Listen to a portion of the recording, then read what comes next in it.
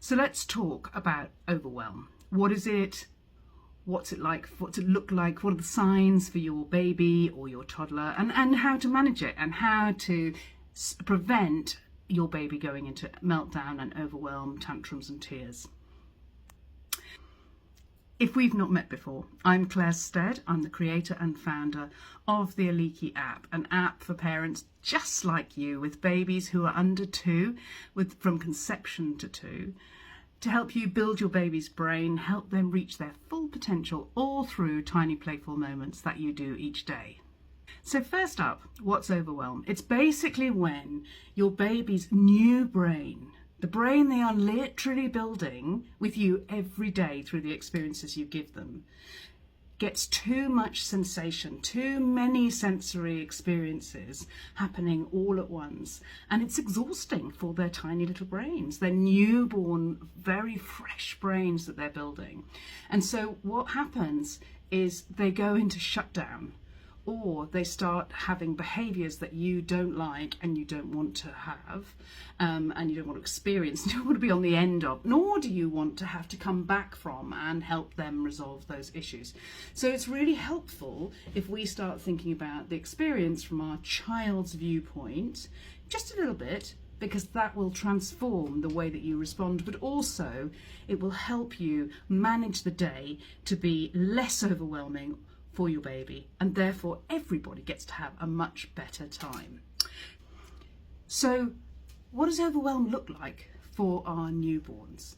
Well, for our newborns, it might be that our babies end up being overstimulated from being around too much noise, too much activity, too many lights, too many different things that are different from the norm.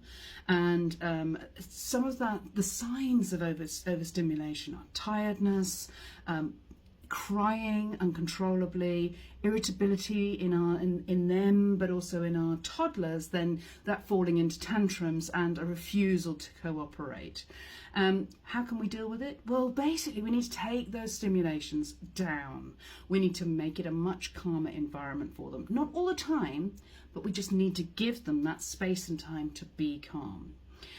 We need to reduce the noise, we need to reduce the activity levels, we need to speak quietly to our babies and set up really quiet mindfulness activities that allow them to zone out and just let their overfried brains sort of come back into regulation and get their emotions all regulated. And it's almost like, you know, when you get the chalkboard thing and it's like their nervous system is all in prickle and we want to calm it down. So what does a sign of overstimulation for our babies look like? Well, in our babies, it's going to be, they're going to be irritable, they're going to be tired, they might seem really upset and they might turn their head away from the stimulation.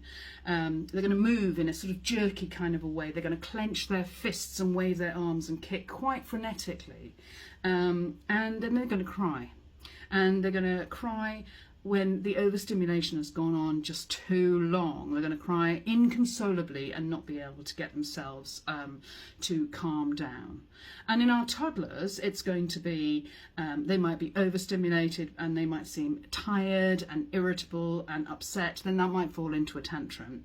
They're going to cry and not be able to use their words to describe their feelings. You know, they get all that sort of over pent up and lots of tears.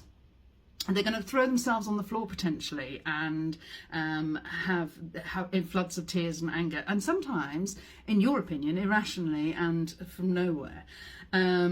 Quite often there's no obvious build-up to these things happening unless you're watching for these signs.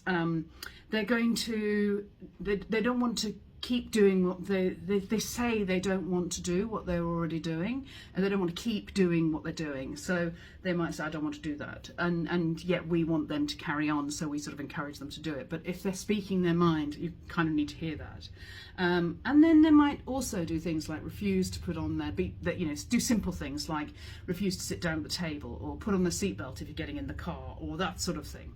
So that's what the signs are that you're looking for. How do we get back back from that? How do we prevent it tipping into something pretty hideous that none of us want on Christmas Day?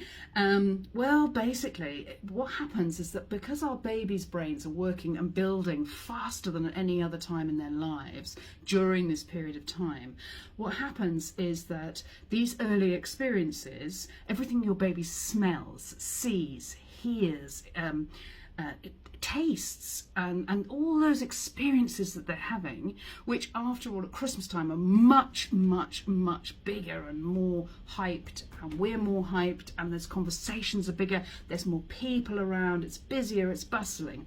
All of that is helping them get overstimulated. And so what we need to do is we need to get them into a calm environment and take them away from this overstimulation. And we need to just bring stuff right down. So how are we going to do that? What we need to do is we need to give our babies and our toddlers really predictable time. It's that time that they do regularly, because routine gives them that calmness. They know where they are when routine is happening.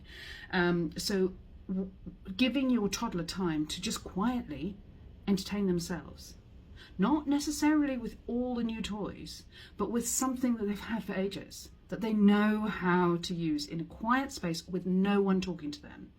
Just let them calm down. And let them occupy themselves and work out when they're ready to come out of that space and time. And they will come out, they'll come back to the joy and the fun, but they just need that time to calm down, to regulate themselves. They probably want to know that you're nearby, that it's a safe space, that they are okay. And you need to talk in that calm, gentle way that brings everything down. Put a smile on your face and talk in a gentle, calm, soothing, undulating tone. And that just brings everything down, and everybody feels smoother and calmer and more successful. Things will be more successful. For your baby, it's about taking them in, giving them a calm cuddle.